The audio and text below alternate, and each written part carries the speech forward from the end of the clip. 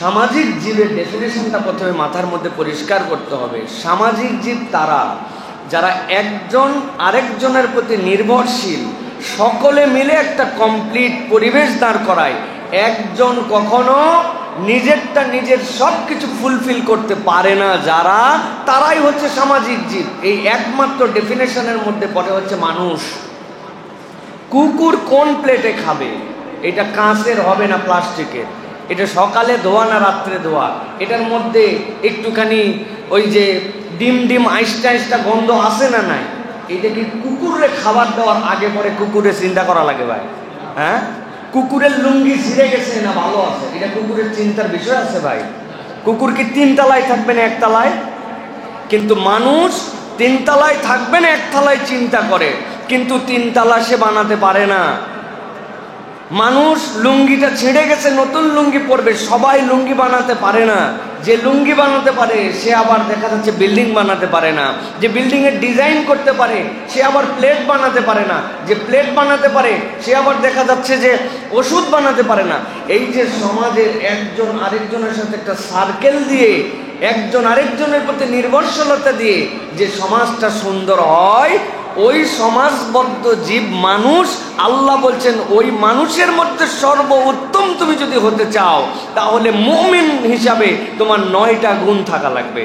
তাহলে আমরা কেবল সমাজের মধ্যে থাকলেই উন্নত মানুষ হয়ে গেছি, এই কথা কিন্তু ঠিক নয়।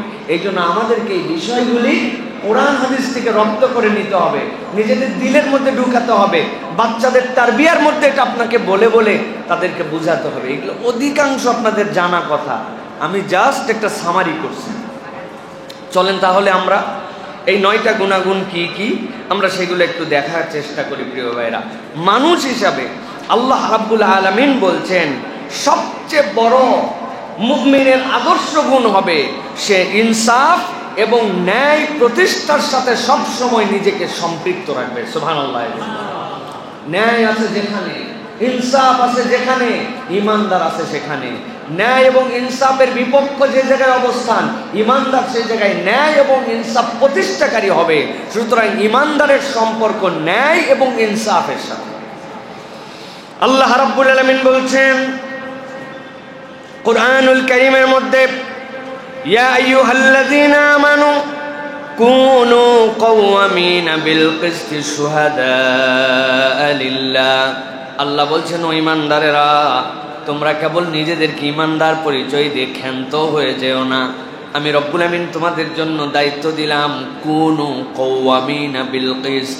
তোমরা যখনই কারো পক্ষে স্ট্যান্ড নিবে, কারো পক্ষে দাঁড়াবে, যখনই তুমি কিছু করতে যাবে সেটা যেন তোমার কিসত হয়, ইনসাফের সাথে যেন যেটা হয়।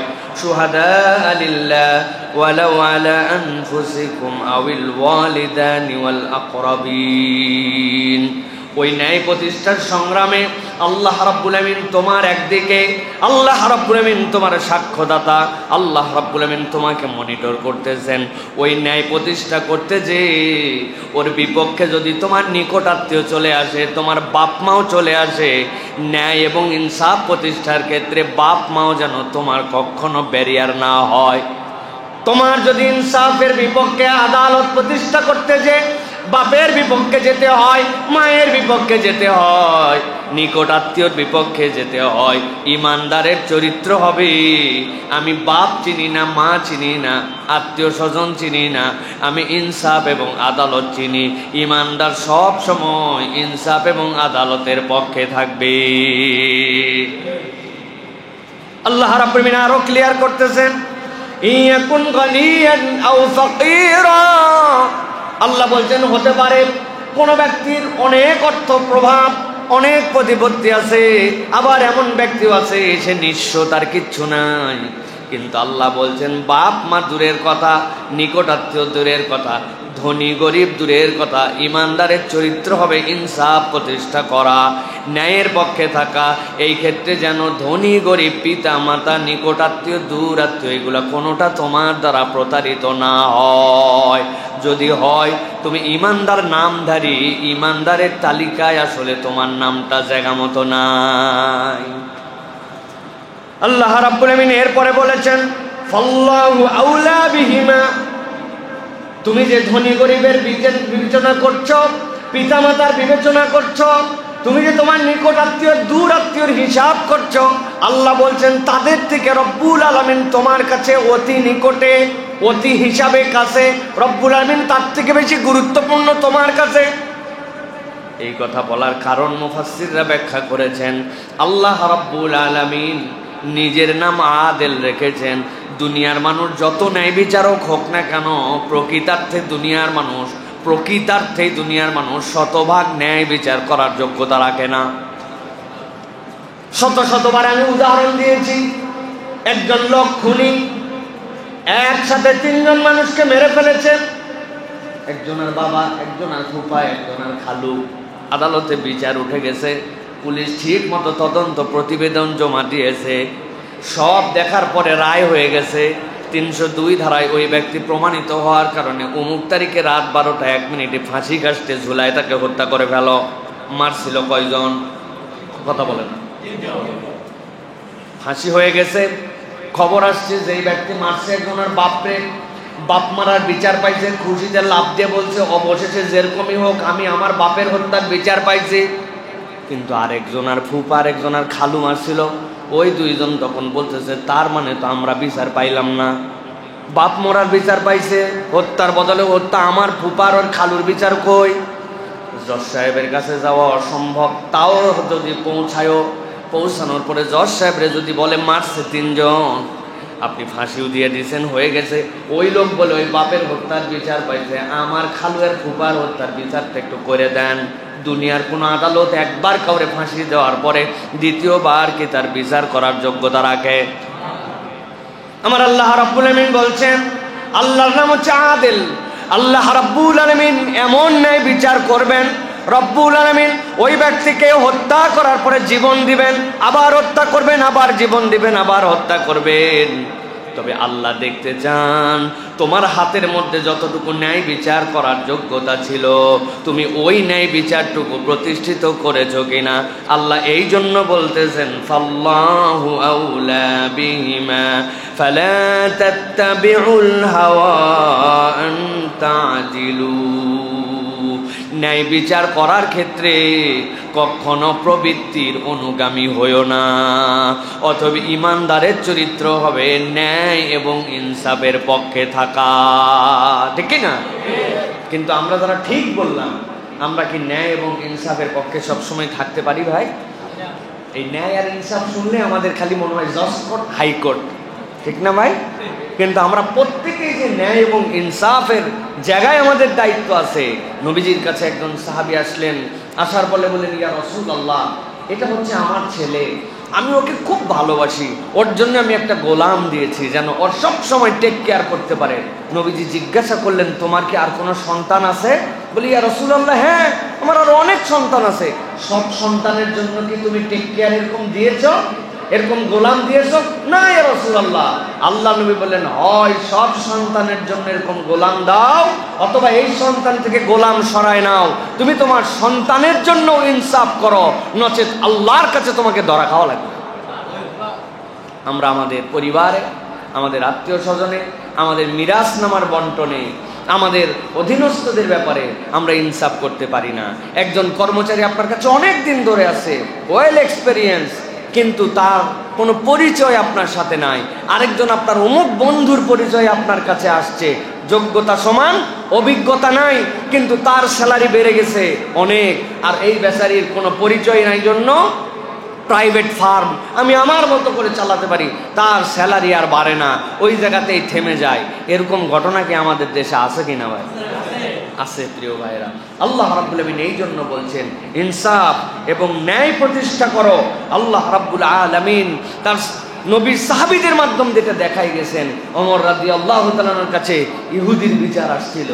ইহুদির বিচার আসার পরে মুসলমান প্রত্যাশা করেছিল যে রাসূলুল্লাহ সাল্লাল্লাহু আলাইহি ওয়াসাল্লামের কাছ থেকে বিচার নিয়ে আসছি। আল্লাহ নবী সাল্লাল্লাহু আলাইহি ওয়াসাল্লাম মুসলমানের বিপক্ষে রায় দিয়েছেন, ইহুদির পক্ষে রায় দিয়েছেন। ওমর রাদিয়াল্লাহু তাআলার কাছে বিচার নিয়ে আসছে, মনে করছে ওমর রাদিয়াল্লাহু যে করা ইসলামের পক্ষের একজন লোক, স্ট্রং, অতএব বলছে বিচার একটা নিছি, কিন্তু পছন্দ হয় নাই। বলেন তো এই ইহুদির সাথে আমার ঝামেলা, বিচারটা আপনি করে দিবেন কিনা? ওমর রাদিয়াল্লাহু তাআলা ভিতরে গেছেন, দাঁড়াও তোমার জন্য বিচার নিয়ে আসতেছি। তলোয়ারটা নিয়ে এসে ধরের থেকে কাল্লা আলাদা করে দিছেন। কাল্লা আলাদা করছেন কেন? আল্লাহর নবীর বিচার, যাকে আল্লাহ রাব্বুল আলামিন নির্দেশনা না দিলে তার জিহ্বা নড়ে না, তার বিচারের উপর আর কোনো বিচার নাই। এর থেকে বড় ইনসাফ আর কিছু হতে পারে না। অতএব ইসলাম দল দেখে না, মত দেখে না, গোষ্ঠী দেখে না, সম্প্রদায় দেখে না, ধর্ম দেখে না। ইসলাম দেখে ন্যায়ের পক্ষে কিনা। ইনসাফ যদি সেই জায়গায় থাকে তাহলে আপনাকে ইনসাফ করতে হবে। এটার নামই হচ্ছে মুমিন চরিত্র। আব্দুল্লাহ জাহাঙ্গীর রাহিমাহুল্লাহ আমাদের ক্লাসে একবার একটা টেস্ট নিছেন, আমাদের আইকিউ টেস্ট।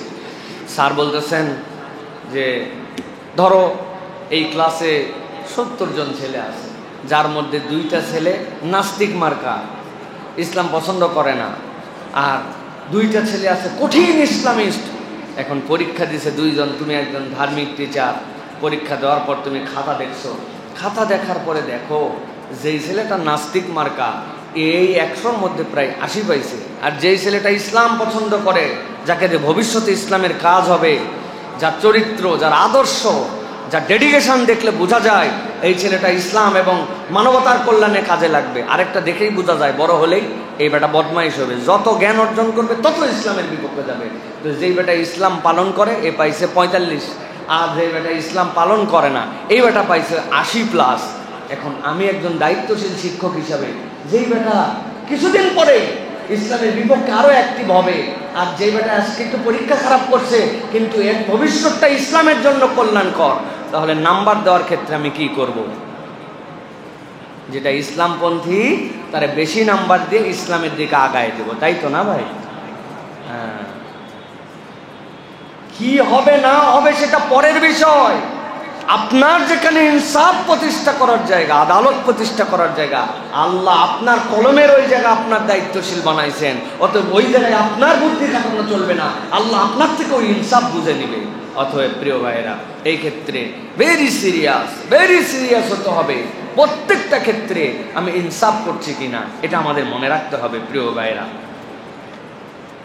ইনসাফের অনেক দিক আছে, আমরা গায়ের মধ্যেই মাখি না এগুলা। আমি জুতা স্যান্ডেলটা রাইখা গেছি, নতুন একটা জুতা কিনছি, আরেকজন তার বুট দিয়া এমন খোঁচা খুঁজে গেছে আপনার জুতাটা আমার জুতাটা, সে মনে করছে জুতা এতগুলো একসাথে থাকলে একটা খোঁচা পড়ে, এইটা এমন কি বিষয়, তাই না ভাই?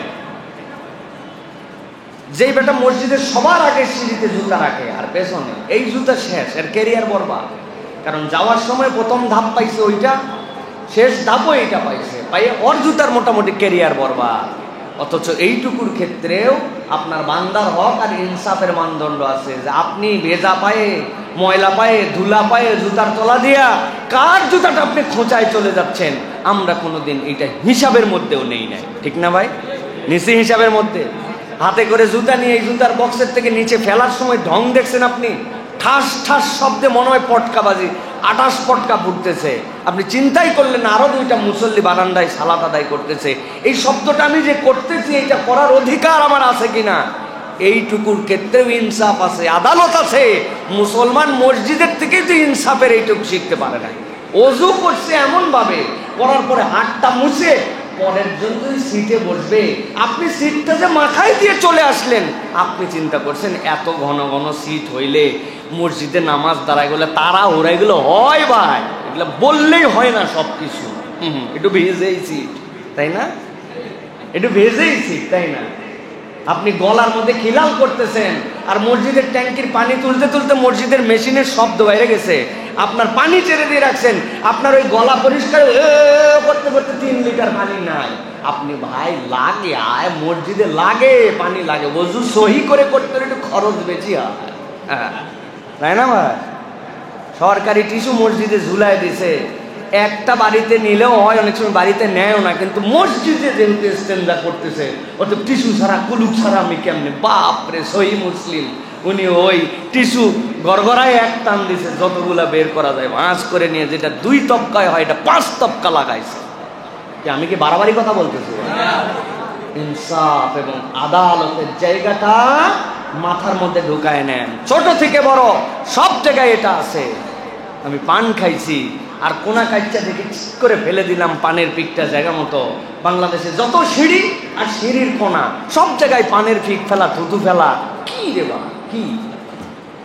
ইনসাফ এবং আদালত, ইমানদার এটা যদি না করে তাহলে সে আদালত করতে পারে না, ইনসাফ করতে পারে না। এটা মনে রাখেন। এটা পয়েন্ট নাম্বার কত? আল্লাহ রাব্বুল আলামিন বলছেন 2 নম্বরে, যদি তুমি আদর্শ মুমিন হতে চাও, সামাজিক দায়বদ্ধতার তোমার দ্বিতীয় দায়িত্ব হচ্ছে প্রতিবেশীর হক আদায় করতে হবে। যার মধ্যে প্রতিবেশীর হক আদায়ের মেন্টালিটি নাই, যার দ্বারা প্রতিবেশী কষ্ট পায়, আল্লাহ রাব্বুল আলামিন নবীকে দিয়ে বলছেন আপনি জানায় দেন এই ব্যক্তি এখন পর্যন্ত ইমানদার হতে পারে নাই। আল্লাহ রাব্বুল আলামিন কুরআনুল কারীমের সূরা নিসা আল্লাহ রাব্বুল আলামিন 36 নম্বর আয়াতের মধ্যে বলতেছেন, বান্দা আমি তোমাদের জন্য দায়িত্ব দিলাম ওয়াজারিল জিল কুরবা ওয়াজারিল জুনুব। আল্লাহ রাব্বুল আলামিন পড়োশী যাদের আছে, ওই পড়োশী এবং যারা প্রতিবেশী আছে তাদের ক্ষেত্রে আল্লাহ রাব্বুল আলামিন দায়িত্ব দিয়েছেন। নবী আকরাম সাল্লাল্লাহু আলাইহি সাল্লাম বলছেন, আমাকে পড়োশীর হক এতবার করে বলতে শুরু করলেন জিবরাইল আমিন, আমি হঠাৎ করে ভাবতে শুরু করলাম না জানি আমার সম্পদে বোধহয় আমার প্রতিবেশীর জন্য মিরাস নামার সম্পদ দেওয়ার বিধান চলে আসতে পারে। আল্লাহ নবী সাল্লাল্লাহু আলাইহি ওয়াসাল্লাম বলছেন এতবার জিবরাইল আমাকে বলেছেন পড়োশীর হক। আমরা যদি একজন আরেকজনের প্রতিবেশী হই, সামাজিক জীব হই, আর এই দায়িত্ব যদি পড়োশীর প্রতি একজন আরেকজন মিলাই আমরা দায়িত্ব আদায় করি, এই সমাজটাই দুনিয়াটা সোনার সমাজে পরিণত হতে সময় নিবে না, ঠিক কি না? আমি আমার প্রতিবেশীর হক আদায় করি, আরেকজনের প্রতিবেশীর হক আদায় করে, এটা যদি আমরা করি তাহলে আল্লাহ রাব্বুল আলামিন আমাদের জন্য এই সমাজটাকে সুন্দর বানায় দিবেন। নবীজি বলছেন ঈমানদার নয় সে ব্যক্তি যার প্রতিবেশী তার অনিষ্ট থেকে নিরাপদ নয়। আপনার প্রতিবেশী আপনার অনিষ্ট থেকে যদি নিরাপদ না হয়, ঢাকা শহরে সবচেয়ে বেশি প্রতিবেশীর হক মারা হয় কি দিয়া জানেন ভাই? সানসেট ঠেলে দিয়া, বাউন্ডারি ওয়ালটা একটুখানি 4 আঙ্গুল বাড়ায় দিয়া, জালনাটার দিক থেকে আপনার নিচতলা পর্যন্ত ঠিক আছে, দোতলার থেকে ঠেলতে ঠেলতে বিল্ডিং উপর দিকে বের হয়ে যায়, আছে না ভাই? সিটি কর্পোরেশন ধরে নাই, মিউনিসিপ্যালিটি আমারে খবর নেয় নাই, কে আমারে খবর নেয়? আমি অপরের জমির উপরে 4 আঙ্গুল তুলে বাপের বেটা হয়ে গেছি, পড়োশিরও পাওয়ার নাই, সে আপনাকে বলতে পারে না। আমাদের ঢাকা শহরের এটা হচ্ছে একটা বিশাল বড় সমস্যা প্রিয় ভাইরা। দ্বিতীয়, একজন আরেকজনের খবর রাখে না। পড়োশির সাথে পড়োশির যে খবর রাখা, একজনের আরেকজনের সাথে খবর রাখা, এই খবর রাখার দিনটা ফুরিয়ে গেছে। আগে কিছু রান্না হলেই মা পাঠায় দিতেন, নতুন কিছু আসলেই কাঁঠাল আমাদের বাড়িতে খোলা হয়েছে, আর কাঁঠালের কোনো একটা বাটি কুয়াতে করে অপর বাড়িতে পাঠানো হয় নাই, এটা আমার স্মৃতিতে নাই। যতবার কাঁঠাল খোলে আমার বাড়িতে 3টা, শহরের মধ্যে 3টা কাঁঠালের গাছ, 3 ধরনের কাঁঠালের গাছ, যতবার আম্মা কাঁঠাল খুলছে কারো না কারো বাড়িতে পাঠাইছে। পাট শাক রান্না করছে, আমারে দিতে বলছে, আমি নিয়ে যাবই না, তিতা জন্মের তিতা। মানুষ পাট শাক পড়োশি বাড়ির দেয় নাকি? এটা লজ্জা শরম আছে? তোরে এত লজ্জা পাইতে কে বলছে? দেখ বল, আমার বাড়িতে আজকে প্রথম পাট শাক রান্না হয়েছে, পাশের ভাবি জানি পাট শাক পছন্দ করে, তুই দিয়ায়। এই যে আমাদের মধ্যে খোঁজ খবর নেওয়ার টেন্ডেন্সি ছিল, এখন এইটা কমতে কমতে একই অ্যাপার্টমেন্টের মধ্যে পাশাপাশি ফ্ল্যাটে থাকে, একজন আরেকজনকে 3 বছর 4 বছর চেনে না, আছে না? আপনি আছে বলেন আর না বলেন, আমি যা বলতেছি উইথ এভিডেন্স।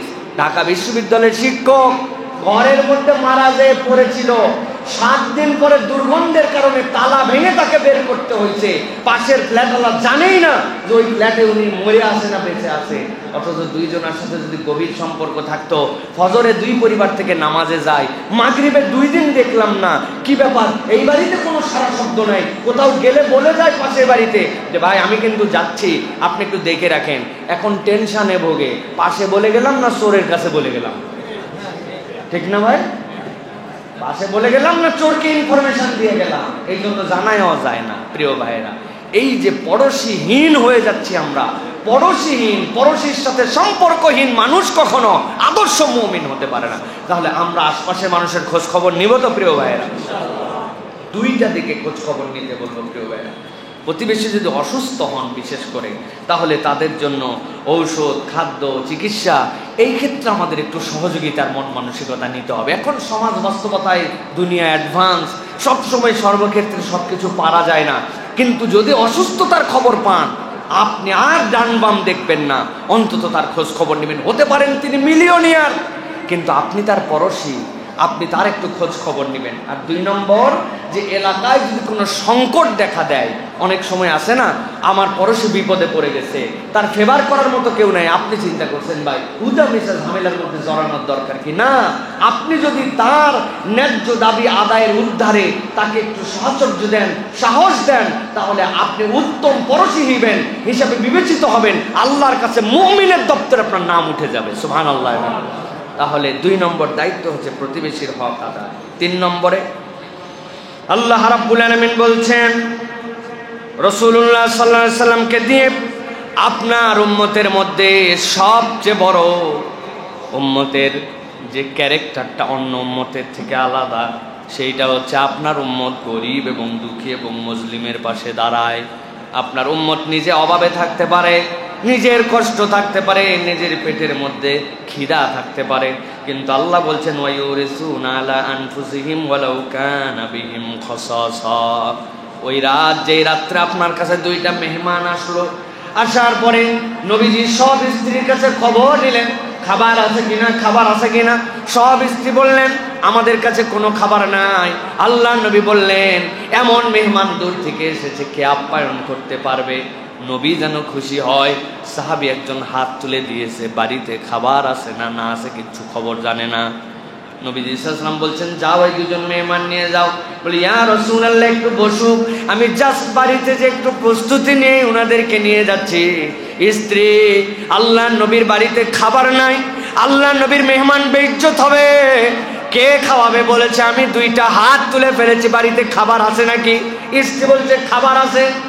তবে তোমার আর আমার নয়, আমাদের ছোট্ট 2টা বাচ্চা আছে, ওই 2টা বাচ্চার খাবার আছে। বলছে কোনো কথা নাই, ওই 2 বাচ্চার খাবার বাচ্চাকে খাওয়াতে হবে না, বুদ্ধি আছে, তুমি রান্না তুলে দিবে, মেহমান বাড়িতে আসবে, আমি বাচ্চা 2টারে সান্ত্বনা দিয়ে শোয়ায় দিব, বাচ্চা 2টা ঘুমায় যাওয়ার পরে তুমি আমি খাবো না, ওই মেহমানকে আমরা আপ্যায়ন করে দিব, ওই মেহমানরা যেন খেতে পারে। স্ত্রী বলছে মেহমানকে তো খাওয়াতে বসবেন, কিন্তু আপনি না খাইলে তো মেহমান খাবে না। বলে তার বুদ্ধি আমি আগেই করছি, যখন শেষ খাবার পৌঁছায় যাবে, ভিতরে বসার আগে ওই কুপিটার মধ্যে ইচ্ছা করে পা দিয়ে একটা ধাক্কা দিব যাতে কুপিটা পড়ে যায়। তোমাকে বলবো কুপিটা ধরায় দাও, তুমি কুপি ধরানোর নাম করবে, এই ফাঁকে আমি মেহমানকে পেট ভরায় খাওয়াই দিব, আর আমার মুখটা কেবল নড়ায় চড়ায় বোঝাবো, অন্ধকারের মধ্যে আমি মেহমানের সাথে খাচ্ছি। যেই সিস্টেম, ওই সিস্টেমে বাচ্চা অভুক্ত, স্বামী অভুক্ত, স্ত্রী অভুক্ত, প্রত্যেকের পেটের মধ্যে ক্ষুধা, কিন্তু ওই আল্লাহর নবীর 2জন মেহমানকে রাত্রেবেলা নিয়ে এসে খাওয়ায় দিয়েছে। ফজরের নামাজে যখন মদিনাতুল মুনাওয়ারায় মসজিদে নববীর দিকে রওনা হয়ে গেছে, আল্লাহ রাব্বুল আলামিন ওই সাহাবী আসার আগে রাত্রের ঘটনা আল্লাহ নবীকে জানাই দিয়ে সাথে বলেছেন আপনার সাহাবী এমন ঘটনা ঘটাইছে স্বয়ং আল্লাহর শাজিমে হাসি চেয়েছেন। সুবহানাল্লাহ। নবীর হাসি দেখে সাহাবী বলে ইয়া রাসূলুল্লাহ আপনি হাসেন কেন? বলে আমি হাসবো না মানে, আমার আল্লাহ তোমার কাহিনীতে হাসছে, গত রাত্রে কি ঘটাইছিস বল। ইয়া রাসূলুল্লাহ এরকম জিনিস ঘটেছে, আল্লাহ আয়াতে কারিমা অবতীর্ণ করেছেন ওয়ায়ুসিরুনা আলা আনফুসিহিম ওয়ালাউ কানা বিহিম খাসাসা, অপরকে প্রায়োরিটি দিচ্ছে সে, যদিও তার চাহিদাটা অনেক ছিল। নিজের চাহিদা আছে, নিজের প্রয়োজন আছে, কিন্তু আমি খালি নিজে চিন্তা করতেছি। অপরের জন্য কি চিন্তা করলাম? দেশের জন্য আমার ভাবনা কি? সমাজের জন্য আমার কন্ট্রিবিউশন কি? আমি যে জ্ঞান অর্জন করলাম, আমি যে পড়লাম, এটা কেবল চাকর হওয়ার জন্য? আমি খালি উপার্জন করব, খাবো দাবো, পরিবার চালাবো, হাঁটবো, আবার পেট ফাঁকা হবে, আবার নতুন করে খাবো দাবো, আবার ইনস্টল করবো, এইটুকু না। It is a contribution from you. আপনার পক্ষ থেকে কন্ট্রিবিউশনটা কি? সেটা ছোট থেকে বড়। আল্লাহ রাব্বুল আলামিন এই জন্য বলছেন গরিব দুঃখী এবং মজলুমের পাশে দাঁড়ানো, যে মজলুম তার পক্ষে আপনি থাকেন, গরিবের পক্ষে আপনি থাকেন, গরিবের খোঁজ খবর নেন, তাকে সহানুভূতি দেন, তার যেন এই গরাবাত হালতটা যেন পরিবর্তন হয়। এই জন্য আপনার একটা চিন্তা আছে, এই চিন্তাগুলি আপনি লালন করেন এবং আপনি এটা পালন করার জন্য চেষ্টা করেন। আল্লাহ রাব্বুল আলামিন এই জন্য বলেছেন সূরা ইনসানের ভিতর আল্লাহ বলেছেন, ইন্নামা নুতঈমুকুম লিওয়াজহিল্লাহ লা নুরিদু মিনকুম জাযাআন ওয়ালা শাকুরা। আমরা তোমাদেরকে যে খাওয়াই কেবল আল্লাহর জন্য, চাই না তোমার কাছ থেকে রিওয়ার্ড, চাই না তোমার প্রশংসার স্তুতি বাক্য, চাই না যে তুমি আমার পাম্পট্টি দিয়া দেশের লোক দানবীর বলবে, দেশের লোক আমার প্রতি একদম খুশি হয়ে যাবে, আমি বিরাট বড় হ্যাঁ ন। আল্লাহ বলছেন কেবল আল্লাহকে খুশি করার জন্য আমি এই কাজ করি। যখন বান্দা আল্লাহকে খুশি করার জন্য তার কন্ট্রিবিউশন বাড়ায়, আল্লাহ রাব্বুল আলামিন তার প্রত্যেকটা কাজে তখন সমূহ বারাকা দান করে দেন। সুবহানাল্লাহ। আল্লাহর জন্য ডেডিকেটেড হতে হবে। আমি আমার দেশের জন্য কতটুকু করলাম, সমাজের জন্য কতটুকু করলাম, আমার কন্ট্রিবিউশনটা কেমন, এটা দিন শেষে আপনাকে একটু হিসাবের মধ্যে আনতে হবে। ভাই, মরে তো সকলেই যাবে, আসছে যেহেতু মরতেই হবে, কিন্তু মরার পরে অমর হয় কয়জন? হ্যাঁ, আপনি হিসাব মিলায় দেখেন, যে সমাজের জন্য কাজ করেছে, গরিবের জন্য কাজ করেছে, অপরের জন্য কাজ করছে, আল্লাহ তারে অমর বানায় দিয়েছেন। ঠিক না ভাই? আল্লাহ রাব্বুল আলামিন তার অমর বানায় দিয়েছেন। মরে গেলেও তার কথা মানুষ ফিল করে, তাকে অনুভব করে। আবার এমন লোকও আছে মরার পরে মানুষ আলহামদুলিল্লাহ পড়ে, আছে না ভাই? আবার বলে কত লোক মরে গেল, এটা এখন মরতে পারলো না। হাজারা লোক কতগুলা বাইচা রয়েছে, আর কামের লোক একটাই মরে গেল। কথা দুইটাই আছে, আছে কিনা ভাই? হাজারা লোক কতগুলো আছে ভাই, ইসরে এই লোকটা থাকলে লাভ হতো, কামের লোকটাই মরে গেল, এটা বলে না? প্রিয় ভাইরা, আমাদের মরার পর যেন এই কথাটা না বলে, নিজে নিজে একটু ভাববো আমরা, আল্লাহ কিচ্ছু বলার দরকার নাই, কিন্তু যখন জানা যায় আমারে নিয়ে সামনে দাঁড়াবে, এই মানুষের আমার ব্যাপারে কি মন্তব্য করতেছে, আমি আমার ওই নিজেকে একটু ইহতিসাবের মধ্যে নিয়ে আসবো। মানুষের অত প্রশংসারও দরকার নাই, মানুষ আমারে ভালো বলুক তাও দরকার নাই, সমাজের জন্য ফাটাই ফেলছি তাও দরকার নাই, কিন্তু লোকে কি এইটা বলে কিনা, তার কিছু না হোক, এই লোকটা ভালো মানুষ ছিল, এইটুকু যদি আপনি পান, আল্লাহ নবী বলছেন আল্লাহ বান্দার এই স্বীকৃতির কারণে ওই ব্যক্তির খারাপ দিকগুলা গোপন করে আল্লাহ ওই বান্দাকে মাফ করে দিবেন। ফেক না, ফেকটা নজরুল মামা জানাজা পড়াশোনা জিজ্ঞাসা করছে কেমন ছিলেন উনি, আরে জন্মেই দেখে না, পরে বলতেছে 100 তাড়াতাড়ি জানাজা শেষ করার জন্য বলছো, এটা হুদা মিছে ঝামেলা বাড়ানোর দরকার কি? 100 ছিল বলে আপনি পার করে দিলেন। এই সকল ফেক, এইগুলো কথার কোনো আল্লাহর কাছে দাম আছে ভাই? কোনো দাম নাই। এই জন্য গরিব দুঃখীর পাশে দাঁড়ানো এটা আমাদের জন্য খুব দরকার। আবু বকর রাদিয়াল্লাহু তাআলা এক বৃদ্ধার বাসায় যেতেন, সেই বৃদ্ধার বাসায় যে ঘর ঝাড়ু দিয়ে আসতেন, ওই বৃদ্ধার জন্য খাবার তৈরি করে দিয়ে আসতেন। সুবহানাল্লাহ। ওই বৃদ্ধা জানতোই না যিনি আবু বকর, নবী করিম সাল্লাল্লাহু আলাইহি সাল্লামের সবচেয়ে প্রধান সাহাবী, সবচেয়ে প্রিয় ব্যক্তিত্ব। আবু বকর দেখছেন নিজের পরিচয় গোপন রেখে তার খেদমত করে গেছেন। সুবহানাল্লাহ। তাহলে আপনার আমার অবস্থানটা কোথায়, এটা একটু আমাদের বিবেচনা করতে হবে। নিজের কামাই রুজি থেকে গরিবের একটা অংশ আপনাকে ডেডিকেট করতে হবে প্রিয় ভাইরা। এই জন্য আমরা দুইটা কাজ করতে পারি। একটা হচ্ছে এলাকায় গরিবের জন্য একটা সহায়তার ছোট্ট একটা টিম গঠন করতে পারি। মসজিদে কত ধরনের সহযোগিতার মানুষ আসে, আমার মসজিদে কত কালেকশন হয়, কিন্তু গোরাবা তহবিল নামে আমাদের যদি একটা ছোট্ট তহবিল থাকতো, তার একটা নীতিমালা থাকবে, একটা বক্স দেওয়া থাকবে, এখানে গরিব দুস্থদের জন্য দান করুন। মসজিদের সামনে যে আছে কেবল সেই দান করবে কেন, এটার জন্য প্রতি কমিটি দায়িত্বশীল মিলে ছোট্ট একটা টিম থাকবে। ভাই, কেউ একজন আসছে 500 টাকা দিয়ে তাকে শরীক হয়েছি, চিকিৎসার জন্য আসছে 2000 টাকা দিয়ে দিছি, আর এলাকার মানুষজন মিলে মসজিদ ওই কন্ট্রিবিউশনটা দিয়ে রাখছে। এটা মসজিদ এই জন্য কোনো বিল্ডিং এর নাম নয়, মসজিদ একটা ইনস্টিটিউটের নাম। আমরা আমাদের মসজিদকে বানাইছি বিল্ডিং, কত উঁচু মিনার হবে, কত চকচকা টাইলস হবে, কত দামি থাই গ্লাস হবে, কত টন এসি হবে, সব হয়েছে। এটাতে মসজিদের বিল্ডিং এর অবকাঠামো দাঁড়াইছে, কিন্তু ইনস্টিটিউট বানাতে পারি নাই আমরা। এই জন্য মসজিদে একটা গোরাবা তহবিল আমরা করতে পারি। সাথে সাথে স্কুল মাদ্রাসার গরিব শিক্ষার্থীদের জন্য সহযোগিতা, এটা সবচেয়ে বড় কন্ট্রিবিউশন। একই সাথে 2-3টা সওয়াব পাওয়া যায়, গরিবের সহযোগিতা, জ্ঞান অর্জনের সহযোগিতা, একটা মানুষকে ভবিষ্যতে সে যেন আবার ওই গরিবের হাত না পাতে, এই জন্য তাকে আপনি শিক্ষিত বানায়া তাকে আপনি কর্মক্ষম তৈরি করলেন। এই জন্য ছাত্র ছাত্রী যেইগুলো আছে তাদের ক্ষেত্রে আমার সম্পদ থেকে যেন কোনো না কোনো ছাত্রছাত্রী গরিব হলে যেন বেনিফিটেড হয়, এই চেষ্টাটা করতে হবে প্রিয় ভাই। এগুলো টাস্ক বলতেছি, ওইটা পয়েন্ট, এটা 2টা করে টাস্ক আপনাদের জন্য বলছি। 4 নম্বর, নেক কাজে উৎসাহ দেওয়া এবং অন্যায় থেকে ফিরানো, এটা হচ্ছে একজন আদর্শ মুমিনের সামাজিক দায়িত্বের চতুর্থ পর্যায়। নেক কাজের আদেশ দিবেন, অন্যায় থেকে ফেরাবেন। এই জন্য আল্লাহ রাব্বুল আলামিন কোরআনুল কারীমের মধ্যে বলেছেন, ওয়ালতাকুম মিনকুম উম্মাতুন ইয়াদউনা ইলাল খায়র ওয়া ইয়া'মুরুনা বিল মা'রুফ ওয়া ইয়ানহাউনা আনিল মুনকার। আল্লাহ বলতেছেন তোমাদের জন্য দায়িত্ব হচ্ছে তোমাদের মধ্যে যেন এরকম একটা দল থাকে, যেই দলগুলি সব সময় মানুষদেরকে কল্যাণের দিকে ডাকে আর অন্যায় থেকে ফিরায়। এরকম একটা প্রতিনিধি তোমাদের মধ্যে থেকে যেন থাকে, যারা এই কাজগুলা কন্টিনিউ করে যাবে। আল্লাহ রাব্বুল আমিন বলছেন এই কাজ যদি করে একটা দল করবে, কিন্তু আল্লাহ সমাজের মধ্যে তার রিফ্লেকশন দান করে দিবে।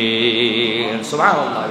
একটা দল যেন থাকে তোমাদের মধ্যে যারা এই নেক কাজের আদেশ দেয়, অন্যায় থেকে যেন ফিরায়। আপনি হিসাব করে দেখেন, আপনি যে খতিবকে পছন্দ করেন না, যে ইমামকে আপনার ভালো লাগে না, সমাজের সবচেয়ে অর্থনৈতিকভাবে দুর্বল মানুষ যে মুয়াজ্জিন সাহেব, যে সানি ইমাম, যে খাদেম, এই লোকগুলাই কিন্তু খেয়াল করে দেখেন কন্টিনিউ তাদের সাধ্যের মধ্যে সৎ কাজের আদেশ আর অন্যায় থেকে ফিরাচ্ছে। আপনি খেয়াল করেন, তারা কন্টিনিউ বলেই যাচ্ছে এটা করেন, এটা করেন, এটা করেন, এই কাজটা ছাড়েন। আজকে বাংলাদেশের বাস্তবতায় যদি বলেন, তাহলে আমাদের আইন, আমাদের যে সকল কোর্ট, এইগুলাতে যেই সকল ম্যানেজমেন্ট, আমাদের দেশে যে পরিমাণ মানুষ, এইটাতে এই কন্ট্রিবিউশন যদি না থাকতো তাহলে বাংলাদেশের আইন আদালত বলে কিছুই থাকতো না। ঠিক কিনা ভাই?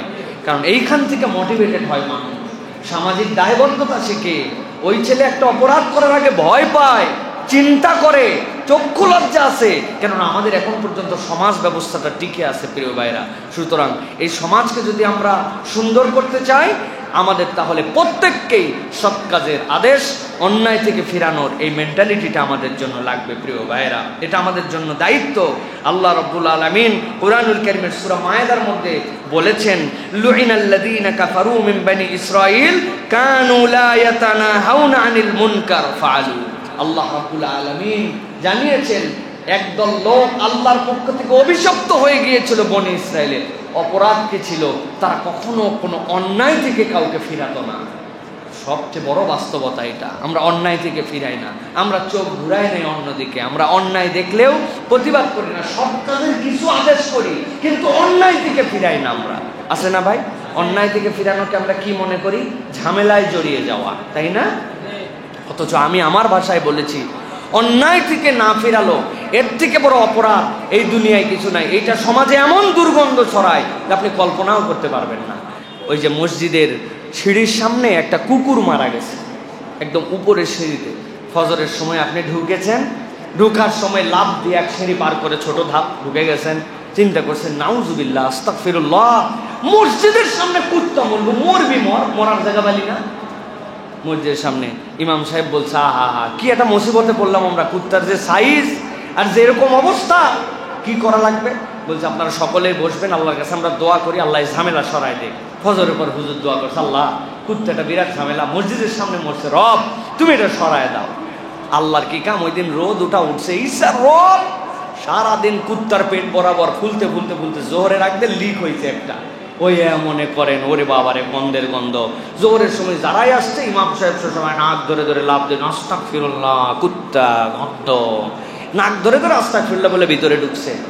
আর বলছে যে ফজরের দোয়ায় কাজ হয়নি গো, কেন? তাবারক ছিল না। আসরের সময় কুত্তা সরানোর জন্য তাবারক দিয়ে দোয়া হয়। আসরের সময় হুজুর যদি তাবারক দিয়ে দোয়া করে, বলে আল্লাহ কুত্তা একটা বিরাট ঝামেলা, তুমি এটা সরাইয়া দাও। রব্বুল আলামিন এতগুলো ইমানদার মুসলমানের দোয়া তুমি কবুল করে নাও। বুঝে থাকলে বলেন 24 ঘন্টা পরে মসজিদে ঢোকার অবস্থা থাকবে? থাকবে? কি দায়িত্ব ছিল যে আপনি অন্যায় যেটা হয়েছে, ওইটা যেটা হয়েছে আস্তাগফিরুল্লাহ বলে আপনার লেয়ার বলে দিয়েছেন আল্লাহর নবী। আপনি হাত দিয়ে যার শক্তি আছে হাত দেন, মুখ দিয়ে যার মুখ দেন, শক্তি কাটানোর শক্তি। সভাপতি সাহেব মিউনিসিপ্যালিটিকে খবর দেন, সিটি কর্পোরেশনের লোককে বলেন, এই তুমি কমিশনার হয়েছো, তোমার কখন ধরে বলা হচ্ছে মসজিদের মামলা দেখতে পারো না, কিসের কমিশনার গিরি মারাও, লোক পাঠাও, এটা সরাও। আপনার বলার আছে, আপনি বলছেন, যার পাওয়ার দেখানো আছে, যার ইনফরমেশন দেওয়া আছে, আপনি সব বাদ দিয়া আস্তাগফিরুল্লাহ গন্ধ, কুত্তা খারাপ, এই কথা যদি বলেন পরিবর্তন হবে না, এমন হবে যে সমাজ চলার অযোগ্য হয়ে যাবে। ঠিক কিনা? আপনি আপনার বাস্তবতায় দেখতে পারেন না? মাদকাসক্ত 2-3টা, 4-5টা অন্যায়কারী, 5-7টা ইফতেজার, 5-7টা বখাটে, ওইগুলাকে আমরা কিচ্ছু বলতে পারি না। ওইগুলার প্রভাব প্রতিপত্তিতে ভালো মানুষ মাথা নিচু করে ওভারলুক করে চলে। ইমানদার ওভারলুক করবে না, ইমানদার প্রতিবাদ করবে। সামাজিক মুমিনের এটা অন্যতম দায়িত্ব, ঠিক কিনা? প্রতিবাদ করলে অ্যাকশন নিলে কাজ হয়। এই মসজিদের সামনে দেখতেন না বিড়ির দোকান স্যাপ ফেলে মসজিদের সামনে? আমরা উদ্যোগ নিছি, আমাদের সামাজিক দায়িত্বশীলরা উদ্যোগ নিছেন। কই এই মসজিদের সামনে তার কেউ বসতে পারে না? পারে? কেন পারে না? এটা একটা উদ্যোগ নেওয়া হয়েছে, স্টেপ নেওয়া হয়েছে, সবাই একমত হয়েছে, কাহিনী বিদায় হয়ে গেছে প্রিয় ভাইরা। অতএব আমাদেরকে এই জিনিসগুলাই সতর্ক হতে হবে এবং এই প্রতিবাদের জায়গাটা শুরু হবে কোথা থেকে? নিজ ঘর থেকে। 2টা টাস্ক, আরেকটা হচ্ছে স্কুল, অফিস, সব জায়গায় আপনি নেক কাজের জন্য উৎসাহ দেওয়ার জন্য চেষ্টা করবেন। আপনি অন্যায় করেন না, অন্যায় সহেন না, এটা জন্য আপনার একটা আইডেন্টিটি হয়ে যেতে পারে। আমি অন্যায় করি না, অন্যায় সই না। পারবো না ইনশাআল্লাহ? আল্লাহ আমাদেরকে তৌফিক দান করে। 5 নম্বরে মুসলিম উম্মার দুঃখ কষ্টে অংশগ্রহণ করা। একজন মুমিন আপনি, কিন্তু আপনি মুসলিম উম্মার যেখানে বিপদ, দুঃখ, কষ্ট, সেই জায়গায় আপনার কোনো লাপাত্তা, আপনার কোনো কন্ট্রিবিউশন নাই, আপনার কোনো খবর নাই, এটা ইমানদারের চরিত্র হবে না। এই জন্য আল্লাহ বলছেন ইন্নামাল মুমিনুনা ইখওয়া, নিশ্চয় মুমিনরা ভ্রাতৃত্বের সম্পর্কে আবদ্ধ। কোনো একটা মুমিন কোথাও আক্রান্ত হয়েছেন, আপনার ভ্রাতৃত্বের চেতনা জাগরুক হয়ে যাবে। তাআওয়ানু আলাল বিররি ওয়ালা তাআওয়ানু আলাল ইসমি ওয়াল উদওয়ান। আল্লাহ রাব্বুল আলামিন বলেছেন তাআওয়ানু আলাল বির, কল্যাণের ক্ষেত্রে তোমরা একজন আরেকজনের সহযোগী হয়ে যাও। আপনার উম্মার চেতনাটা এই জায়গায় বেশি দরকার।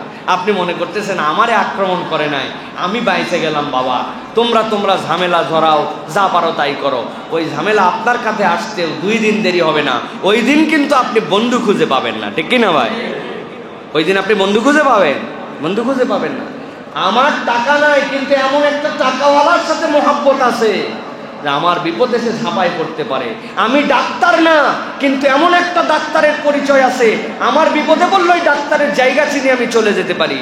কিন্তু আমাদের কি বুঝাইছে বুঝছেন না? আরো ভাঙ্গে দিব ভাই। আমার সব জায়গার মাল নাই, আমার সব জায়গায় পারমাণবিক বোমা নাই, আমার সব জায়গাতে আমার ট্যাঙ্ক বিধ্বংসী বোমা নাই, আমার সব জায়গাতে আমার আকাশ প্রতিরক্ষা নাই, কিন্তু আমার দায়িত্ব হচ্ছে উম্মাহ হিসাবে এইরকম বন্ধু নির্বাচন করা যে আমার আকাশে বিপদ হলে তার আকাশ প্রতিরক্ষাতে আমাকে সহযোগিতা করতে পারে, ঠিক কিনা? কিন্তু আমরা ওই সম্পর্কে নাই। আমরা সম্পর্ক উন্নয়নে আছে ওয়েস্টে, আমরা সম্পর্ক উন্নয়নে আছে বিভিন্ন জায়গায়, কিন্তু উম্মার সাথে আমার যে সম্পর্ক উন্নয়ন ওই জায়গায় না। দুঃখের কথা বললে অনেক বড় কথা বলা। ইংল্যান্ডে যেগুলা লোকরে রাষ্ট্রদূত করে পাঠানো হয়, ইউরোপে পাঠানো হয়, যেই দেশে যায় ন্যূনতম বেসিক সারা পৃথিবীর সিস্টেমে যে ওই অ্যাটাচি অফিসে যারা থাকেন ওই দেশের ভাষার পারদর্শী মানুষ যাতে করে তাদের সাথে সরাসরি লিয়াজও করতে পারেন, এটাই হচ্ছে পলিসি। ওই শ্রীলঙ্কার রাষ্ট্রদূত যেটা সৌদি আরবে আছে, শ্রীলঙ্কা নন মুসলিম বুদ্ধিস্ট কান্ট্রি, সে যে আরবি বলতে পারে, লিখতে পারে, যে কোনো এজেন্ডাতে যেভাবে আরবদের মতো করে অ্যাপ্রোচ করতে পারে, শ্রীলঙ্কারটার যোগ্যতা আছে। আপনি শুনলে অবাক হয়ে যাবেন। মালদ্বীপের তার যোগ্যতা আছে। আর আমরা আমাদের দেশকে প্রমোট করতে পারি নাই। আমরা মুসলিম কান্ট্রি, মধ্যপ্রাচ্যে এমন অথর্ব আমাদের লোক পাঠানো হয়, উনি প্রথমে বাংলায় বলে, একজন ওটা ইংরেজি করে, ওই ইংরেজি আরবি হয়। বুঝতে পারছেন তো কি পরিমাণ বেইজ্জতের লেভেলে যায় ওইটা। এবারটা বাংলায় ঠিক মতো পারে না, এইটা ইংরেজি করে, এইটা আবার আরবি করে, তারপরে আবার পৌঁছায়। তোর কথা শোনার সময় আছে নাকি? বাট এত টাইম আছে নাকি? আপনি ওই জায়গায় যোগ্য মানুষকে প্রমোট করতে পারেন না। এই দেশে এরকম অনেক ডিপ্লোম্যাটিক লেভেলের আলেম আছেন, আপনি তাদের টিম করে যাচাই বাছাই করে যোগ্যতাকে নতুন করে নির্ধারণ করে মধ্যপ্রাচ্যের দেশগুলোতে আপনি পাঠাতেন। তাদের সাথে সম্পর্ক উন্নয়ন কেমনে হবে, আমাদের কর্মী বান্ধব কেমনে করা যাবে। ইন্ডিয়ার মতো এরকম দেশ লাখ লাখ শ্রমিক দিয়ে মিলিয়ন টাকা কামাই করে নিয়ে যায়, মুসলমানদেরকে পছন্দ করে না, ইসলামকে পছন্দ করে না, জারোর রাষ্ট্রকে সমর্থন করে, তারা মধ্যপ্রাচ্যের টাকা কামাই করে নিয়ে যায়, আর আমার বাংলাদেশের শ্রমিকদেরকে ওখানে বিদায় করে দেয়। এইগুলো সব আমাদের ডিপ্লোমেসির অথর্বতা, ঠিক কিনা? কোনো আলেমকে কোনোদিন ওখানে যুক্ত করা হয় না। এরকম পদ্মা সেতু মদ্দা সেতু এগুলো তাদেরকে বুঝ দিতে পারলে এগুলো ডোনেশন হিসেবে দিয়ে দিবে, ওদেরকে শুধু বুঝাতে হয়। আমরা নিয়ে নিছি অমুক ফরেন অফিসার, তুমুকে সেনাবাহিনীর থেকে বার হয়েছে, বিরাট ব্রিগেডিয়ার, মানলাম ভাই, কিন্তু আপনি কথাবার্তা ডিপ্লোমেসিতে জিরো। আপনার কোনো যোগ্যতাই নেই। সুতরাং এই বিষয়গুলি আমাদেরকে মনোযোগের সাথে ডিল করতে হবে প্রিয় ভাইরা। কি জন্য বললাম যে মুসলিম উম্মার দুঃখ কষ্টে আপনার কন্ট্রিবিউশন লাগবে, মানসিক হলেও আপনার জন্য লাগবে। আপনি মন থেকে এটাকে গ্রহণ করেছেন, সাপোর্ট করেছেন, এইটুকু হলেও আপনার জন্য লাগবে প্রিয় ভাইরা। এরপরে যেটা সেটি হচ্ছে গীবত, অপবাদ ও ফিতনা থেকে বিরত থাকা। কি বলেছি? গীবত, অপবাদ এবং ফিতনা থেকে বিরত থাকা। আমাদের সমাজ, আমাদের যেই যে আদর্শিক মুসলিম সমাজ যেটা আমরা বলছি, এই সমাজটা আমাদের নষ্ট হয়ে গেছে। কিভাবে? কারণ আমরা আমাদের সমাজের মধ্যে এমন কতগুলো অপমানজনক কাজ একজন আরেকজনের সাথে করি, সম্পর্ক তো বাড়েই না, বরং সম্পর্কটা আমাদের আরো নষ্ট হয়ে যায়, সম্পর্ক নষ্ট হয়। আল্লাহ রাব্বুল আলামিন এই জন্য কোরআনে বলছেন ওয়ালা তানাবাজু বিল আলকাব। ন্যূনতম দায়িত্ব যে একজন আরেকজনকে কখনো বাজে লকবেও তোমরা ডাকতে পারবা না। আপনি চিন্তা করছেন কি পরিমাণ সোশ্যাল ইনফ্লুয়েন্স আমাকে কোরআন এখান থেকে দিচ্ছে, যে তুমি কাউকে একজন বাজে নামে, কটু নামে ডাকতেছো, তার সামাজিক অবস্থান যাই হোক না কেন, তুমি তার ব্যক্তিত্বের প্রতি আঘাত করতেছো। আল্লাহ কোরআনে হারাম করছেন ওয়ালা তানাবাজু বিল আলকাব। তুমি এরকম বিকৃত নামে, অন্য কোনো নামে, তাকে ইঙ্গিতপূর্ণ ইশারায় তাকে সম্বোধন পর্যন্ত তুমি করতে পারবে না। সুবহানাল্লাহ বিহামদিহি। আপনি সমাজকে পরিবর্তন করতে চান, আপনি একটা সুন্দর সমাজে নিজেদের দেশকে রূপান্তর করতে চান, কিন্তু ইসলামের এই ম্যানার যদি আপনি না নেন, আপনি পরিচয় দিচ্ছেন যে আমি মুসলিম, আমি মুমিন, আল্লাহর কাছে হতে পারেন নাই। ওইটা আপনার আইডি কার্ডের মধ্যে খালি আপনি মুসলিম, আপনি আল্লাহর কাছে মুসলিম হিসাবে, মুমিন হিসাবে নিজেকে উপস্থাপন করতে পারেন নাই। এইটা আমাদের নিচে থেকে উপর পর্যন্ত এই সম্মানের জায়গাটা আমাদের তৈরি করতে হবে প্রিয় ভাইয়েরা। অপরের ভিন্ন মত থাকতে পারে, কিন্তু ভিন্ন মতের প্রতি সহনশীল হওয়া, ওই ভিন্ন মতটাকে রেসপেক্ট সহ তাকে ওইটাকে আপনার কাটানো, এই যোগ্যতা আপনার মধ্যে থাকতে হবে। না আমাদের রাজনীতিবিদদের মধ্যে এটা আছে, না হুজুরের মধ্যে এটা আছে, না একজন সচেতন মুসলিম নাগরিকের মধ্যে এটা আছে। আমি খালি বলতে পারলেই বাপের বেটা, আমি খালি গায়ের জোরে বললেই যে যত গালিবাজ তে তত বড় লিডার, তাই না ভাই? আর যে যত বড় মিথ্যুক সেই দেশে তত বড় প্রতিষ্ঠিত। মিথ্যুকের মহারানী একজন ছিলেন। আর বললাম না আপনাদের কাছে, আল্লাহ রাব্বুল আমিন আমাদেরকে এগুলা থেকে হেফাজত করেন। কারণ প্রুফ, যেই কথা প্রুফ, সেই কথা আপনার মানুষকে, নাগরিককে সতর্ক করার জন্য বলতে আপনার কোনো সমস্যা নাই। কেন? ওটা প্রুফ। মিথ্যা কথা এটা মানুষের মধ্যে ব্যাপক প্রভাব ফেলে, ব্যাপক প্রভাব ফেলে, মানুষের সব ক্যারেক্টার নষ্ট করে দেয়। কেননা আল্লাহ বলছেন নবীকে বলার জন্য আল কিযবু উম্মুজ যুনুব, সকল পাপ শুরু হয় মিথ্যা দিয়া। কি দিয়া? এখানে আমি বলি সব সময় তিনটা অন্তরের গুনাহ আর তিনটা মুখের গুনাহ, এখান থেকে বাঁচতে হবে আপনাকে। পারবেন? বলিই নাই তো এখন, কেমনে পারবেন? তিনটা অন্তরের গুনাহ। কয়টা? কথা বলতে হবে। মুখের গুনাহ, এখান থেকে আপনাকে বাঁচতে হবে। অন্তরের 1 নম্বর গুনাহ হাসাদ, হিংসা। কি বলেছি? 2 নম্বর রিয়া, লোক দেখানো। কি বলেছি? লোক দেখানো। 3 নম্বর অহংকার। হাসাদ, রিয়া, অহংকার। হাসাদ, রিয়া, অহংকার, এই তিনটা অন্তরের গুনাহ। আমি যা, আমার তুলনায় উনি কিছু না, এই যে আপনার মধ্যে অহংকার, এটা আপনার পতনের সূচনা। কিসের সূচনা? পতনের সূচনা। এই তিনটা অন্তরের গুনাহ বাদ দিতে হবে। আর মুখের গুনাহ তিনটা কি? মুখের গুনার 1 নম্বর হচ্ছে মিথ্যা, 2 নম্বর হচ্ছে গীবত, আর 3 নম্বর হচ্ছে গালি। কি বলেছি? 1 নম্বর, 2 নম্বর, 3 নম্বর। 1 নম্বর, 2 নম্বর, 3 নম্বর। আমি আপনাকে চ্যালেঞ্জ দিয়ে বললাম, আমি ক্ষুদ্র মানুষ, আমার যতটুকু পড়ালেখা, স্টাডি, যা বলি এটা জেনে বুঝে বলার চেষ্টা করি। আমি সালাফদের জীবন, আমি সবগুলোর এইগুলার স্টাডির মধ্যে যা পেয়েছি, কোনো ব্যক্তি অন্তরের এই 3টা দিক থেকে যদি নিজেকে পরিষ্কার করে আর মুখের এইটা পরিষ্কার করে, সে 80% আল্লাহ নেককার বান্দাদের মধ্যে অন্তর্ভুক্ত হয়ে যাবে ইনশাআল্লাহ। হিসাব মিলান, আপনার তোর গুনাই নেই, আপনি মিথ্যা বলেন না, আপনি গীবত করেন না, আপনি গালি দেন না, আপনার মুখের গুনাহ কোথায়? আর মুখ ফ্রেশ হয়ে গেছে, অন্তরটা ফ্রেশ করে ওইখানে আল্লাহর জায়গা দিবেন। কি করবেন? হিংসা করেন না, আপনি লোক দেখানো কাজ করেন না, আমার সোয়াব, শুধু সোয়াব, এই জন্য আমি কাজ করি না, আমি লিওয়াজহিল্লাহ, আল্লাহর জন্য করি। মসজিদে সালাত করি যখন অনেক ধীর স্থির করে পড়ি, মাজা সোজা করি, কিন্তু যখন বাড়িতে পড়ি তখন খালি আসে না। কার দেখানোর জন্য আপনি কি করলেন ভাই এটা? হ্যাঁ, বাহিরে আসলে আপনি অনেক এটিকেট ফলো করেন, অনেক ম্যানারিয়াস, কিন্তু আপনি যখন হিডেন হয়ে যান ওই ব্যক্তির সম্পর্কে কথা বলার সময় তখন তাকে তুলাধনা করে ফেলেন, কি করবেন না করবেন ঘরে পরিকল্পনা করেন, তা আপনার ঘর এক, বাহির আর এক। আপনি তো রিয়াকারী, আপনার কোনো আমলই তো আল্লাহর কাছে যাচ্ছে না। আপনি এটার থেকে মুক্ত হয়ে গেছেন, আপনি অহংকার করেন না, তাকাব্বুরি আপনার মধ্যে নাই, নিজের আমিত্বকে বিসর্জন দিয়ে আল্লাহর বান্দা হওয়ার চেষ্টা করেন। অন্তর তো পরিষ্কার, সুবহানাল্লাহ বিহামদিহি। এটা হচ্ছে সামাজিক দায়িত্ব আমাদের। কয় নম্বর দায়িত্ব এটা বলছি ভাই? 6 নম্বর, আর 3টা আছে, সংক্ষেপে শেষ করে দেই। আমানত এবং দায়িত্বে বিশ্বস্ততা। আমানত এবং দায়িত্বে বিশ্বস্ততা ভেরি ইম্পর্টেন্ট পয়েন্ট।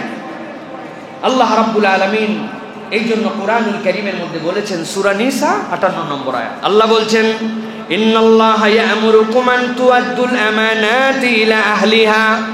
আল্লাহ রাব্বুল আলামিন দায়িত্ব দিচ্ছেন, দুনিয়ার মানুষ তোমাদেরকে দায়িত্বশীল করা হলো, আমানতের হকদার যে তার কাছে তুমি এটা আদায় করে দিয়ে যাবা। নবীজি সাল্লাল্লাহু আলাইহি সাল্লাম নবুয়ত প্রাপ্তির পরে যখন তার বিরোধিতা মক্কার লোকেরা করতে শুরু করলো, মক্কার লোক তাকে যেমনে হোক তেমনে বিতরণ করে দিবে। শেষ পর্যন্ত আল্লাহ বললেন, আপনি হিজরত করে চলে যান। ভালো করে খেয়াল করেন, আল্লাহ নবী মক্কায় খানায় কাবার পাশে দাঁড়ায় সালাত আদায় করেন, আর একদল লোক উটের ভরি দিয়ে তাকে হত্যা করার জন্য চেষ্টা করছে কিনা? আল্লাহ নবী সাল্লাল্লাহু আলাইহি সাল্লাম ইয়া সাবাহা, সকালবেলা ডাক দিয়েছেন, আমি তোমাদেরকে একটা সতর্কবাণী শোনাবো। পাহাড়ের উপরে উঠে যদি কেউ ডাক দিত তাহলে বুঝতো এটা বিপদ নাম্বার শ্রেষ্ঠ বিপদ। সব লোক আসছে, নবীজি সাল্লাল্লাহু আলাইহি সাল্লাম বলছেন, পেছনের শত্রু যদি থাকে বিশ্বাস করে করবো না মানে, তাহলে তোমাদেরকে বলতেছি তোমরা লা ইলাহা ইল্লাল্লাহ বলো, তাছাড়া বিপদ আছে। ঢেল আল্লাহ নবীর মুখ বরাবর মারে দিয়েছে। তাব্বাল্লাক, আল্লাহ রাব্বুল আলামিন কেবল তুমি ধ্বংস হও। আল্লাহ উত্তর দিবেন, তাব্বাত ইয়াদা আবি লাহাবি ওয়া তাব। যে আবুল লাহাব ঢেল মারছো, আল্লাহ গ্যারান্টি দিচ্ছে তোমার 2 হাত সহ তুমি ধ্বংস হও। আল্লাহ উত্তর দিবেন। আল্লাহু আকবার। ভালো করে পয়েন্টগুলা খেয়াল করেন। যেই মানুষের সহ্য করতে পারে না, যারা মেরে ফেলতে চায়, যেই মানুষকে বিতরণ করে, যেই মানুষকে হত্যার জন্য 11টা গোত্র থেকে 11 জন লোককে নিয়ে রাত্রেবেলা তার সামনে হাজির করে, আল্লাহ নবীকে আল্লাহ বললেন, ওয়াজআলনা মিন বাইনি আইদিহিম সাদ্দাও ওয়া মিন খালফিহিম সাদ্দা। আল্লাহ এমন পর্দা দিলেন দেখতে পাবে না তারা, আপনি বের হয়ে নিরাপদে চলে যান। কিন্তু আল্লাহ নবী যখন চলে যাচ্ছেন, নিজের চাদরখানা দিয়ে আলীকে শোয়াই দিলেন, আলী শোয় ওই জায়গায়। কারণ কি জানে? আলী আমার বদলে মরে যায় না। আলী ওই দেখো আমার খাটের নিচে, ওই দেখো আমার সেলফের মধ্যে রাখা আছে। মক্কার প্রধান প্রধান ব্যক্তির এরকম 40টা আমানত, কারো দলিল আছে আমার কাছে, কারো বইয়ের সোনাদানা আছে আমার কাছে, কারো গুরুত্বপূর্ণ ব্যবসার মাল আছে আমার কাছে। আলী আমি চলে গেলাম, এইগুলা সবগুলা তুমি ফেরত দিয়ে তারপরে তুমি মদিনায় আইসো। যেই মানুষকে মেরে ফেলতে চাই, যেই মানুষকে হত্যা করতে চাই, যেই মানুষের দিকে ঢেল ছুড়ে, ওই মানুষের ব্যাপারে তখনও তাদের আশা ছিল যে এই মানুষটা যাই হোক না কেন আমাদের আমানত খেয়ানত করতে পারে না। সুবহানাল্লাহ। তিনি হচ্ছেন মুহাম্মদুর রাসূলুল্লাহ, আর তার উম্মত ডেঞ্জারাস উম্মত। তার কাছে আমানত বলে কোনো শব্দ নাই। কিছু দেওয়া মানেই খেয়ানত করা আমাদের কাছে, ঠিক কিনা ভাই? আমানত নাই। একবার টাকা নিছে, আল্লাহর রহমতে সেই টাকা তার হয়ে গেছে, আর তার কোনো মানে চিন্তা ভাবনা করার আর সুযোগ নাই। এই যে আমেরিকার ভিসা যে পায়, আমেরিকানরা মজা করে বলে সে হচ্ছে হাফ ইমিগ্র্যান্ট, অর্ধেক দেশ নাগরিকত্ব পেয়ে গেছে। ওই রকম আমাদের যারা ধার নেয় মনে করে অর্ধেক সম্পদ তার হয়ে গেছে। প্রিয় আশরাফ আলী থানভী রহমতুল্লাহ আলাইহি বলছেন, একজন আপনার কাছে 1000 টাকা রাখছে। 1000 টাকাটা কিভাবে রাখছে? 10টা 100 টাকার নোট দিয়ে রাখছে। একজন লোক এসে বলছে, ভাই এমন ঝামেলায় পড়ছি ভাই, লেবারে টাকা দেওয়া লাগবে, 1000 টাকা খুচরা আছে। বলছে আছে আছে, এ ধরো 1000 টাকা ভাঙায় দিয়েছে। কার টাকা থেকে ভাঙায় দিয়েছে? একজন আপনার কাছে আমানত রেখেছিল। আশরাফ আলী থানভী রহমতুল্লাহ বলছেন, সেও আমানতের খেয়ানতকারী। আপনাকে যেভাবে দিছে ওইভাবে আপনাকে ব্যাক করে দিতে হবে। সুবহানাল্লাহ। ইসলাম এই জায়গায় এত বেরি এত বেশি সামাজিক দায়িত্বশীলতার জায়গা দিয়েছে প্রিয় ভাইরা। এই জন্য আমানত এবং বিশ্বস্ততা আল্লাহ প্রশংসা করেছেন, ওয়াল্লাযীনা হুম লিআমানাতিহিম ওয়া আহদিহিম রাউন, যারা তাদের প্রতিশ্রুতি রক্ষা করে আর যারা তাদের আমানত রক্ষা করে, আল্লাহ তাদের প্রশংসা করে বলছেন এরাই হচ্ছে গুড মুসলিম। সুবহানাল্লাহ। আপনি ইশতেহার দিয়েছেন, হ্যান করেনগা ত্যান করেনগা, দেশকে আসমানে তুলে ফেলবো, হ্যাঁ প্রথম আসমান পার করে দিব, ইশতেহারের মধ্যে আপনার যা না তাই আপনি দিয়ে দিয়েছেন। বাংলাদেশের মানুষ জানেই এই ইশতেহার মানে মিথ্যা কথা, কিন্তু তারপরেও আমরা যুগে যুগে প্রতারিত হই, ঠিক কিনা? এই জন্য নেক্সট বাংলাদেশে আমাদের প্রধান দায়িত্ব হবে, যদি কেউ আমাদের কাছে কোনো প্রমিস দেয়, আপনার প্রমিস কিভাবে বাস্তবায়ন করবেন, এটার জন্য আপনার ডেডিকেশন কতটুকু, এটার জন্য আপনার পরিকল্পনা কি, এটার জন্য আপনার কতদিন মেয়াদি পরিকল্পনা, আপনি আমার কাছে আগে ব্যাখ্যা করেন। হুদা মিশা মিথ্যা প্রতিশ্রুতি নিয়ে আমরা আর নতুন করে প্রতারিত হতে চাই না, ঠিক কিনা? এটা আমাদের দায়িত্বের জায়গা। আপনি আধুনিক জেনারেশন, নিউ জেনারেশন, আপনি আপনার প্রত্যেকটা কথাকে আপনি আমাদের সামনে সুন্দর করে উপস্থাপন করেন যে আপনি কিভাবে করবেন। আপনি শুধু বলে দিলেন ইনশাল্লাহ করে, বলে কি ইনশাল্লাহ? অনেক ইনশাল্লাহ বলা মানে হচ্ছে 2 নম্বর, ওই কাজ হবে না মানে ওই ইনশাল্লাহ বলে, হবে না মানে ইনশাল্লাহ বলছে। ইনশাল্লাহ কি জিনিস? আল্লাহ রাব্বুল আলামিনের প্রতি ভরসা তখনই করবে বান্দা যখন সেটা বাস্তবায়ন করার মতো নিজের মধ্যে শতভাগ সততা লালন করবে। আপনার নিজের মধ্যে সততা নাই, আপনি ইনশাল্লাহর ঘাড়ের উপরে উঠছেন, এটা প্রতারক মুসলমান। আল্লাহ আমাদেরকে বুঝার তৌফিক দান করেন। 8 নম্বরে পরিবেশ এবং নাগরিক দায়িত্ব।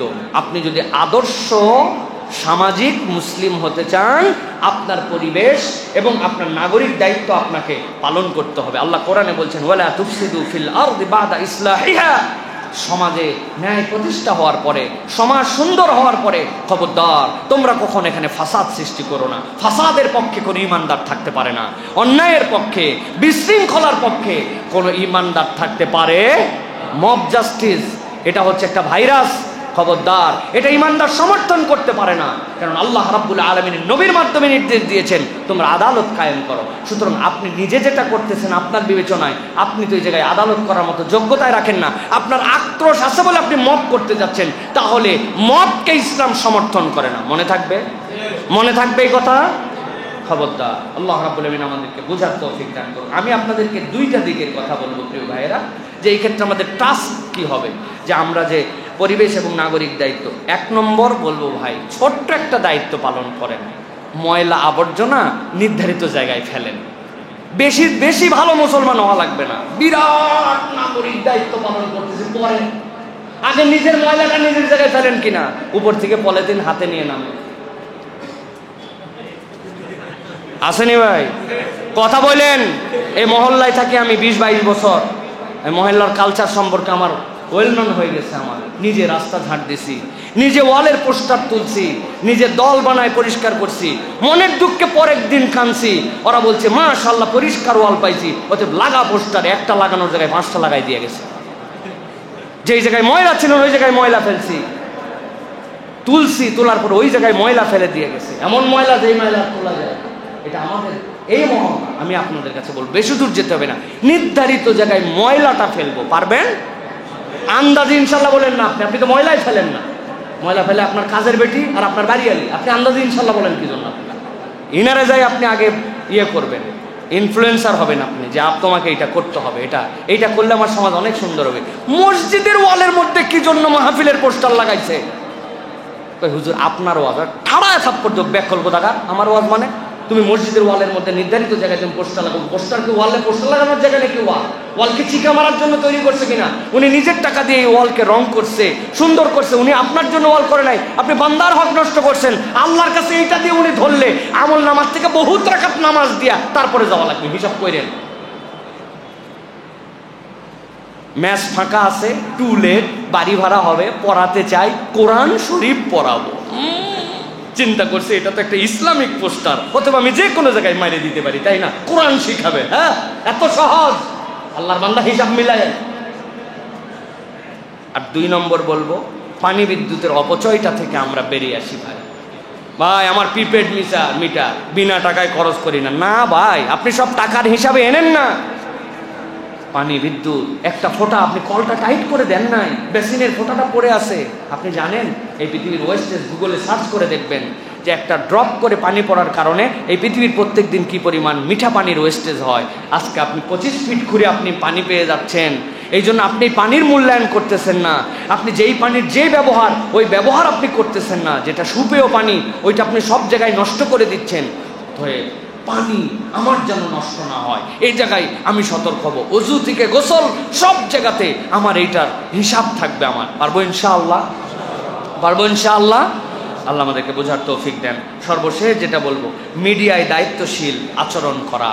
আমরা যখন কোনো কথা বলবো, মিডিয়ায় যাব, আমাদের একটা দায়িত্বশীলতার জায়গা থাকবে। আল্লাহ কোরআনের সূরা কাফের মধ্যে বলেছেন, মা ইয়ালফিজু মিন কাউলিন ইল্লা লাদাইহি রাকীবুন আতীদ। তোমার মুখ দিয়ে প্রত্যেকটা কথা আল্লাহর কাছে সংরক্ষণ করা হয়। অতএব তুমি যাই বলো না কেন, ফেরেশতা সেটা লিখে রাখে। অতএব আমরা এই জায়গাতে দুইটা টাস্কের কথা বলবো। আমার দ্বারা গীবত, অশ্লীলতা এবং আমার দ্বারা কোনো অপবাদের প্রচার যেন না হয়। কেউ একটা অপবাদ ছড়াই দিছে, কেউ একটা অশ্লীলতা ছড়াইছে, আমি ওইটাকে শেয়ার করলাম, কমেন্ট করলাম, প্রমোট করলাম, না বুঝে ওইটাকে আমি দিয়ে দিলাম, এটা হবে না। আল্লাহ রাব্বুল আমিন কোরআনুল কারীমের মধ্যে এটার জন্য বিরাট দায়িত্ব দিয়েছেন। ক্রস এক্সামিন করা ইমানদারের দায়িত্ব। আল্লাহ রাব্বুল আমিন এটা আমাদের জন্য দায়িত্ব দিয়েছেন। 2 নম্বর, দাওয়াতি সত্যনিষ্ঠ কন্টেন্টের প্রচার বাড়ানো। একদিকে যেরকম অন্যায়ের প্রচার করব না, ঠিক একই রকমভাবে দায়িত্বশীল প্রচারটা আমি করব। এই দুইটা আমাদের জন্য অন্যতম সামাজিক দায়িত্ব। এটা সমাজের মানুষের দায়িত্ব। এই যে ডেঙ্গুর প্রভাব বৃদ্ধি পেয়েছে, চিকনগুনিয়ার প্রভাব বৃদ্ধি পেয়েছে, আপনি সব সেক্টর কাজে লাগালেন, এই হুজুরদেরকে গুনলেন না। টিভিতে প্রচার, কে টিভি দেখে? ওই গান্দা টিভি কে দেখে? হ্যাঁ, বাংলাদেশে আপনি পত্রিকা দিচ্ছেন, কয়টা বাড়িতে পত্রিকা যায়? পত্রিকায় আপনি এত লক্ষ টাকা খরচ করে সিটি কর্পোরেশনতে বিজ্ঞাপন দিচ্ছেন। এই হুজুরদেরকে আপনারা কোনোদিন আমলে নেন নাই। 4 লক্ষ মসজিদকে আমলে নেন, এর থেকে বড় উপকার কোনো জায়গার থেকে পাবেন না। আপনার বাড়িতে আজকে যে দেখবেন বারান্দায় টবগুলোর মধ্যে অতিরিক্ত পানি আছে কিনা, গাছ লাগানো থাকলেও সেটা বেড়ে যে মশার আড্ডাখানা হয়েছে কিনা, ছাদের মধ্যে, সিঁড়িতে, লিফটের রুমে, আশপাশে প্রত্যেক মুমিন যদি একটু সচেতন হয়। ডাবের পোশাকটা আছে, উল্টায় দিছে, পানিটা ছিল। বালতিটা দেখছেন না, এই বালতিতে গাছ নাই, পানি জমে আছে। আচ্ছা, আমি তো সামাজিক মুসলিম দায়িত্ব আছে, বালতিটা উপর করে রাখছে। মসজিদ থেকে যদি মুসল্লিদেরকে ইনস্ট্রাকশন দেওয়া হয়, তাহলে এটা সবচেয়ে এফেক্টিভ। আমরা মসজিদকে কাজে লাগাই নাই, ঠিক না ভাই? হুজুরদেরকে দাম দেয় নাই, ওই জায়গায় লাখ টাকা বিনিয়োগ করছে, কিন্তু আমারে যখন পেপার দিয়ে পাঠায়, ভাই আমারে দেওয়ার দরকার নেই, তুই মসজিদে 500 টাকা দিয়া তারপরে বলে এটা প্রচার করেন। মসজিদের প্রচার বাধ্যতামূলক। আর পত্রিকা লাগ বলেন দিকে যায় যে আমার এই বিজ্ঞাপনটা পত্রিকা এমনি এমনি ছাড়েন, টিভিতে আমার এই বিজ্ঞাপনটা এমনি এমনি ছাড়েন, এত সহজ না। এই জন্য মসজিদকে কাজে লাগাতে হবে, মুসল্লিদেরকে দায়িত্বশীল হতে হবে। আল্লাহ আমাদেরকে তৌফিক দান করেন। 1 নম্বর ইনসাফ, ন্যায় প্রতিষ্ঠা। 2 নম্বর প্রতিবেশীর হক আদায়। 3 নম্বর গরিব দুঃখী মজলুমের পাশে দাঁড়ানো। 4 নম্বর নেক কাজে উৎসাহ, মন্দ কাজ থেকে ফিরানো। 5 নম্বর মুসলিম উম্মার কষ্টে অংশগ্রহণ। 6 নম্বর গীবত গিল্লা থেকে বেঁচে থাকা। 7 নম্বরে আমানত এবং বিশ্বস্ততা। 8 নম্বর পরিবেশ এবং নাগরিক দায়িত্ব। আর 9 নম্বরে মিডিয়ায় দায়িত্বশীল আচরণ করা। আদর্শ সামাজিক মুমিন যদি হতে চায়, এই গুণের বাহিরে আমার কোনো জায়গা নাই। মনে থাকবে ইনশাআল্লাহ। আল্লাহ আমাদেরকে তৌফিক দান করেন।